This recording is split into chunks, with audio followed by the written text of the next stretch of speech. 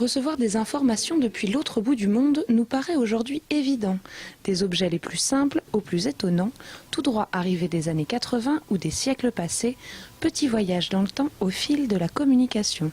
Alors ça commence avec les tout premiers télégraphes optiques, télégraphes de chape. Ensuite, avec l'apparition de l'électricité, on a les télégraphes électriques, jusqu'à aujourd'hui avec l'Internet, les SMS. Donc on a vraiment une évolution du panel des moyens de communication qui sont ici présents et illustrés aussi avec de nombreuses maquettes ou matériels d'époque.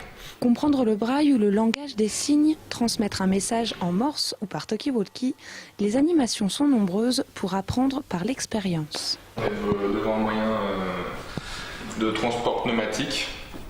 Donc on a une boîte qu'on appelle un curseur qui s'ouvre, dans lequel on peut mettre des objets pour les envoyer, donc des objets ou de l'argent. C'est utilisé pas mal dans les stations-service, dans les hôpitaux, des choses comme ça, pour mettre des médicaments, des choses.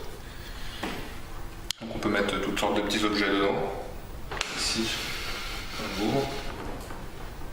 On insère le curseur, la capsule ici. Voilà.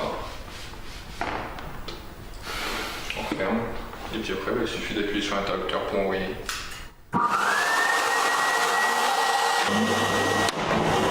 Si le téléphone ou simplement le courrier ont été largement adoptés, d'autres inventions plus farfelues n'ont pas traversé les âges. Un train qui fonctionne par aspiration d'air, à peu près comme les pneumatiques. Donc qui avait été utilisé et développé notamment en Amérique pour relier différentes villes et qui a complètement été abandonné.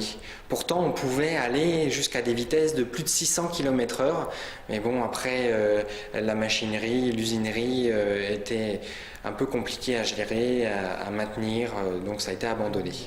Au-delà de toutes ces inventions, on rappelle ici que l'homme n'a pas le monopole de la communication. Le chant des oiseaux, le vol des abeilles et la danse de certains mammifères sont présents dans cette exposition à découvrir jusqu'au 2 avril.